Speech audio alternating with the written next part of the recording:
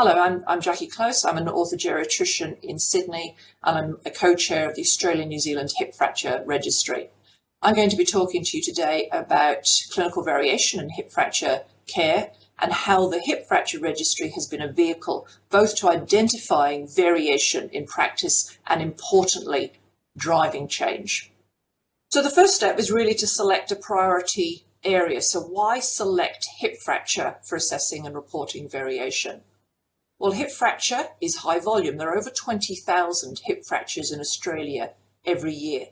It's high cost. It's high cost to the health system and perhaps more importantly, high cost to the individual in terms of loss of function and loss of independence.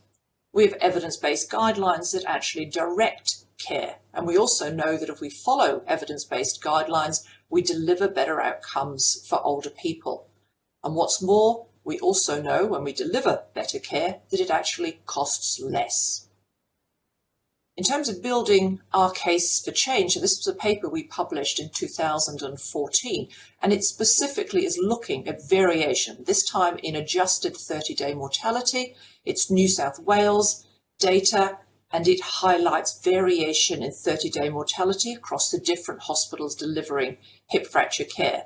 So the yellow diamonds are hospitals that have an orthogeriatric service. The black diamonds are hospitals that don't have an orthogeriatric service, and the orange circles are our major trauma centres.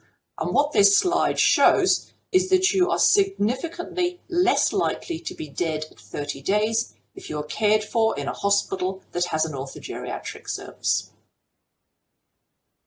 We also know from the UK, who are ahead of us in terms of registry data, they were looking at, this is an external evaluation of the registry, and even before the introduction of the registry, so this again 30-day adjusted 30-day mortality, we can see that hip fracture 30-day mortality was already coming down before the introduction of the hip fracture registry in the UK. But what you do see after the introduction is a more precipitous reduction in 30-day mortality. And the BMJ produced a paper suggesting that the introduction of the registry in the UK has probably saved as many as 1,000 lives. So step two, how we identify clinical variation, how we will assess it. So for the Hip Fracture Registry, it has been our triad of NHMRC endorsed guidelines which tell us what the evidence says in terms of how we should be delivering care. Our 2016 clinical care standard produced by the Commission, which provides us with 7 clinical standards with clinical indicators, which are then reported in the Hip Fracture Registry. So to show you how it all comes together, we have the guideline, which tells us, as one example, perform surgery on the day of or day after presentation to hospital with a hip fracture. The clinical care standard tells us to operate on people within 48 hours unless there's a contraindication. The indicator that is partnered with the standard is the proportion of patients receiving surgery within 48 hours, and that data is collected and reported in the registry. So you can see how it's all brought together. So I'm going to give you some examples of how we share that data across Australia. So here's time to surgery. We have the hospitals listed down here. You won't be able to see the names, but the names are actually reported. But I'm showing you here significant variation across the hospitals in Australia in terms of time to surgery. So we have the top performing hospitals up here. We've got Royal North Shore, Charles Gardner, Rockhampton, Fiona Stanley, St Vincent's and Darlinghurst. They're all managing to get people to surgery within 24 hours. Meanwhile, we have a number of hospitals down here who are struggling to get people to hospital within 48 hours. It's also important to start looking as to why those delays are happening. And in the 2020 report, we can see that the most commonly reported cause for delay is actually access to theatres. We've still got issues with clearing people medically and anticoagulation, but there's an indicator here that tells us we need to be doing more around access to theatres for this population. We can track change at a number of different levels. So this is Australia-wide data, I'm showing you nerve blocks before surgery, so form of pain relief. And in 2015, we'll see that people got nerve blocks in the emergency department and the operating theatre, or just the emergency department, 30%, just over 30%. That percentage has increased quite dramatically. And in the last report, 77% of patients coming through our emergency departments with a hip fracture are getting a nerve block prior to surgery. So that's a significant improvement in performance, thanks a lot to work through the emergency department and anaesthetics. We can also track change at a hospital level. I can only show you Prince of Wales data because that's where I work. We've been entering data from the very beginning of the registry, and at the very beginning of the journey for us, our average time to surgery was about 44 hours. You can see here, over time, our performance has improved, and we're now sitting around 24 hours. And that's a concerted, focused effort, predominantly through theatres and orthopaedics, securing access to theatres for our patients. We're also able, with this report, to compare our performance with Australia, which is the continuous blue line, and New South Wales with the dotted line. Of course, the report, when we publish it, is actually out of date. And what the exciting part of the registry now is the ability to look at your data live. So I'm doing this presentation on the 9th of December. You can see that the entry for Prince of Wales was on the 8th of December. So this is up-to-date data.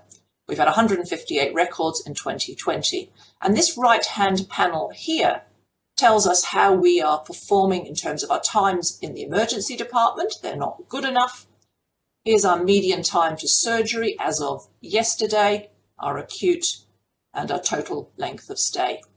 And importantly, for accreditation against the national standards, the live dashboard actually provides you with up-to-date data on how we are performing against the quality standards. So for Prince of Wales, 94% of our patients this year are having surgery within 48 hours. And we know that's an improvement from our performance last year.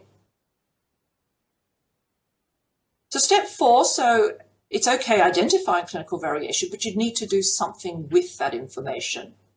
So for the hip fracture registry, we use that data really to start conversations, and we've had a series of hip festivals across all states in 2019. COVID-19 put paid to the hip festivals for 2020, but we hope to resume them again in 2021.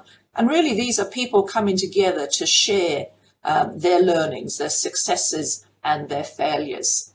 And it is important to learn from the high performers. So this is a picture of the team at Fiona Stanley Hospital, so one of the top performers in terms of time to surgery. This is their 7:30 trauma meeting that they have every weekday morning, where the anaesthetists, the surgeons, and the geriatricians sit down together and plan the day.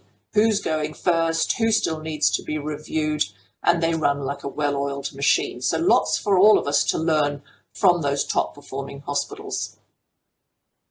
The reality is a lot of clinicians are inherently competitive. So we are in a bit of a competition through the leading better value care work in New South Wales. So Prince of Wales, Liverpool, St George and Sutherland are competing to improve their time to surgery. But the overall goal of this particular project is that by the end of 2020, all 4 hospitals combined, over 85% of patients will receive surgery within 48 hours, and we are on track to achieve that. And in terms of rewarding practice, at the end of each quarter, the top performing hospital is given a $500 voucher to spend on whatever they want. It's a small amount of money, but it's recognising good practice. So the sorts of things that have been purchased, this is a pocket talker, which helps communicating with people who are very hard of hearing. This is a speaker that one of the hospitals wanted so to be able to play music in their hip fracture theatre. It's also, of course, important to be aware of the onus and the work that it takes to collect this data. So it is important to try and maximise how we use data through data linkage. So this year is the first time we've reported adjusted 30-day mortality, and we do that by linking to the National Death Index. And what you can see here with this caterpillar plot again, is substantial variation in 30-day mortality across the hospitals. Now, we haven't named hospitals this year. Hospitals will get the option of whether they want to be named in next year's report. But overall, our 30-day mortality is 7.1%. That compares very favourably with the equivalent work from the UK. But there is very definitely a difference in mortality, even when you adjust for baseline differences. Also important to use the data to drive change. And here's an example of how that's been done. This is James Brinton. He was a senior nurse down in Illawarra Shoalhaven. He was responsible for some of the work at the Wollongong Hospital, and the Wollongong Hospital was unfortunate enough to find itself at the bottom of the table in terms of time to surgery for hip fracture. And this is for the 2017 report, and they were struggling even to get 50% of patients to hospital within 48 hours. They did a concerted piece of work through the emergency department, surgery, theatres, etc. And this is where Wollongong Hospital sits in the 2020 report. So evidence that they've owned the data, done something with it, and as a result, we see improvements in practice. In terms of reporting and recording activities, we continue to report on an annual basis for the hip fracture registry, but as I said, the live dashboards are becoming increasingly important when you're using data to drive a quality improvement agenda, and certainly that live dashboard sits very nicely with being able to report for the Commission's standards for hospitals. So what next for the registry? Well, we're still fairly acute focused. What we really want to know is whether our systems and processes of care are actually delivering better outcomes that are meaningful for patients. So we are collecting data at 120 days, including quality of life data.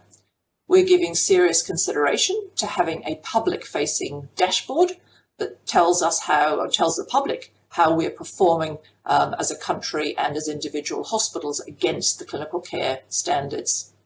We're looking at developing apps which make it much easier to look at performance over time when you're sitting down with a manager to have a conversation, being able to bring up that live dashboard at the push of a button.